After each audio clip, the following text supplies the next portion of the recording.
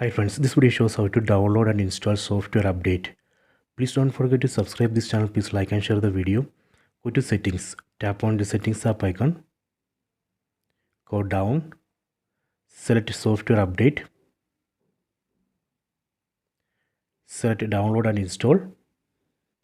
You can see it shows that update ready to install. This phone automatically downloaded one update. That update we can install right now. So if you want to see what is included in this particular update, you can read this. From here you will get an idea. So what has been updated, what issue has been fixed, so those details. If you are okay with this particular update, you can tap on this install now button. That way we can install this update into phone.